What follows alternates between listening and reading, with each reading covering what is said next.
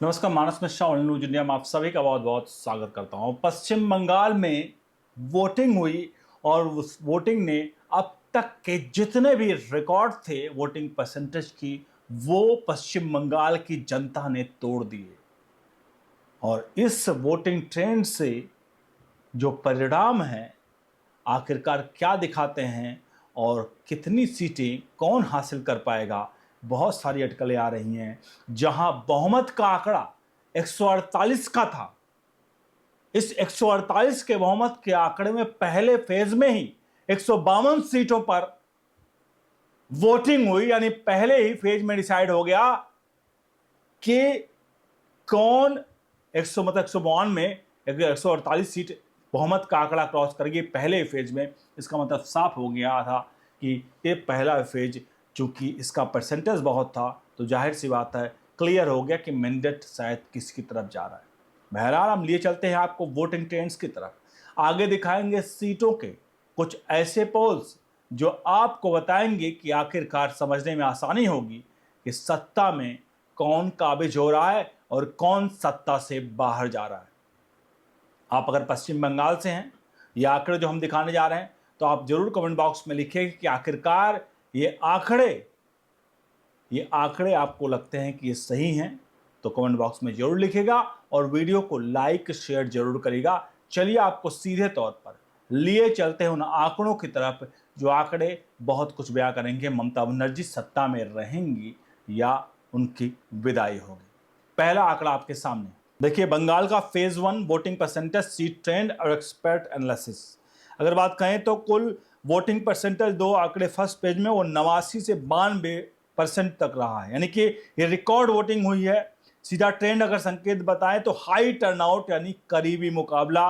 और एक्सपर्ट क्या कहते हैं? एक्सपर्ट का कहना है कि वेव इलेक्शन नहीं बल्कि टाइट कंटेस्ट में कहीं टाइट कंटेस्ट होगा यहाँ पर। और सुबह के ट्रेंड बताएं कि सुबह ही में ही 18 से 41% यानी धीरे शुरू फिर बहुत तेजी से एकाएक वोटिंग बढ़ी। शुरुआत में बीजेपी स्ट्रांग इलाकों में ठीक ठाक टर्नआउट हुआ है, लेकिन बाद में टीएमसी भी स्ट्रांग क्षेत्रों में यहाँ पर बढ़ी है। जिलावार ट्रेंड करें तो 38 से 43% जो बात करें मिड डे तक पहुंच गया था ये पूरा वोटिंग परसेंटेज। और नॉर्थ बंगाल की बात करें तो बीजेपी को उम्मीद, और साउथ ग्रामीण की बात करें तो टीएमसी की पड़ किस्में।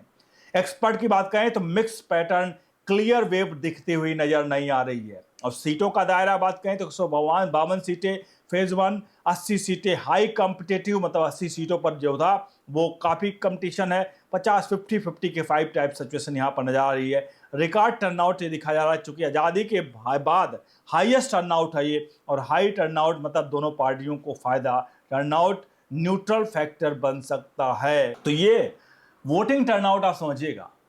और अगर जो लोग कह रहे हैं यहाँ पर ट्रेंड बता रहे हैं कि 50-50 का गेम चल रहा है, तो अगर 50-50 का गेम चल रहा है तो आप समझिए जरा एक पूरे खेल को। खेल कुछ इस प्रकार से है, जहां 212 सीटों पर पश्चिम बंगाल में ममता बनर्जी थी और 77 सीटों पर बीजेपी 2021 में जीती थी।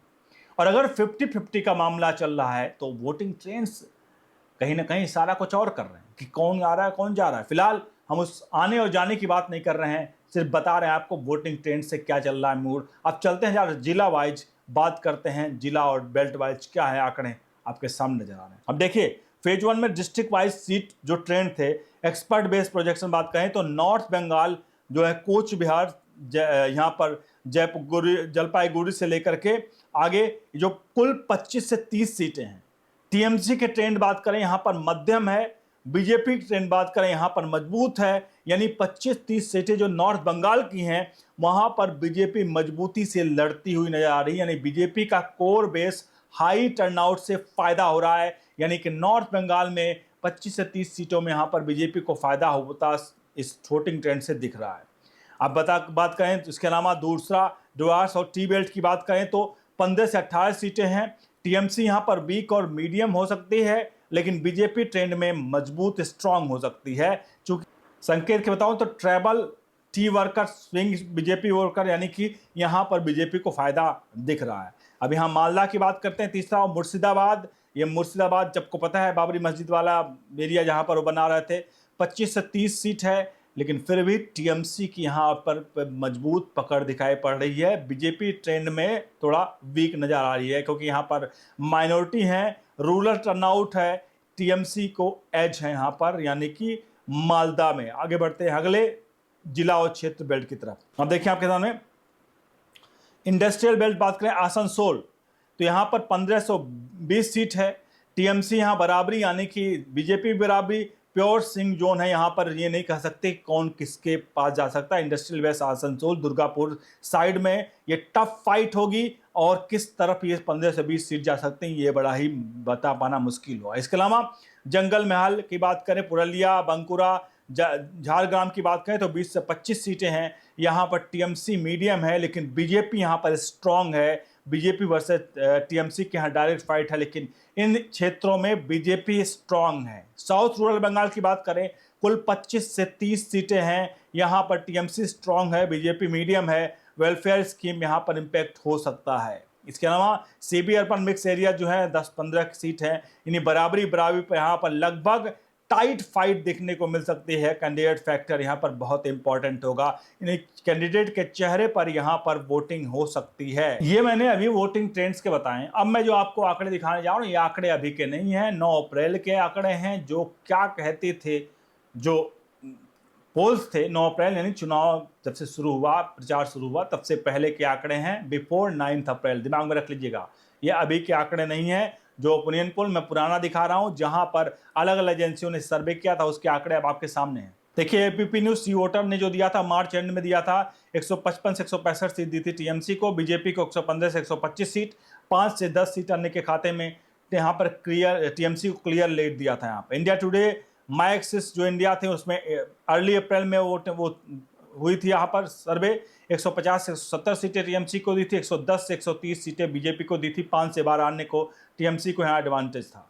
टाइम्स नाउ ईटीजी रिसर्च जो लेट मार्च में हुआ था वो 140 से 160 दिया था यहाँ पर टीएमसी से, 120 से 135 दिया था बीजेपी को, और 5 से 10 सीट दिया था अन्य को, यानी क्लोज फाइट। बढ़ते हैं अगले चार्ट की तरफ। देखिए यहाँ पर रिपब्लिक टीवी पीमार्क का जो मार्च का था, यहाँ पर 135 से 155 सीट दिया था टीएमसी को, 25 से 140 सीट दिया था यहाँ पर बीजेपी को, 5 से 8 सीट अन्य के खाते में नेक टू नेक फाइट दिखाया था। न्यूज 18 सीएनएक्स ने अर्ली अप्रैल में दिया था 150 से 165 सीट टीएमसी को, 110 से 125 सीट बीजेपी को, 5 से 10 सीटों पर यहाँ पर 10 के यानी टीएमसी को एज दिखाया था। यहाँ पर टीवी 9 भारतवर्ष ने यहाँ पर जो दिया था मार्च एंड में क्या था, 145 से 160 सीटें, 115 से 130 सीटें, 5 से 12 सीट अन्य के खाते में, स्लाइट यहाँ पर टीएमसी को लीड दिखाया था। तो ये मैंने अभी जो दिखाया वोटिंग ट्रेंड आपको बताया कि वोटिंग ट्रेंड किस तरफ इशारा कर रहे हैं। और जो ओपिनियन पोल आए थे इस 9 अप्रैल से पहले के, वो ओपिनियन पोल हमने बताया आपको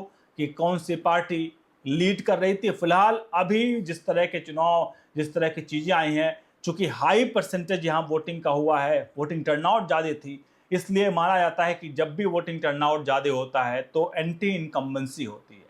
एंटी इनकम्बेंसी मतलब जो सत्ता में है उसको नुकसान झेलना पड़ सकता है, और जो एंटी मतलब जो विपक्ष में है उसको फायदा हो सकता है। ऐसे में हाई टर्नआउट और दूसरी तरफ से एसआईआर भी हुआ है, तो इस पूरे मसले में क्योंकि वोटिंग बहुत सारे कटे हैं, बहुत सारे रोहिंग्या, बहुत सारी चीज़ें थी, तो इसमें ऐसा लगता है कि ममता बनर्जी को शायद नुकसान झेलना पड़ सकता है। लेकिन फिर भी 212 से कितना नुकसान और बीजेपी 77 से कितना फायदा, और नेक टू नेक फाइट जहां दिख रही है तो क्या 148 का जो कई लोगों ने बताया है कि 148 का जो बहुमत का आंकड़ा है टीएमसी वर्सेस बीजेपी का, क्या वो आंकड़ा दोनों आसपास पहुंच के कह सकते हैं शंकु सरकार बनेगी, कुछ इधर उधर से करना पड़ेगा। बहरहाल देखते हैं आगे क्या होता है।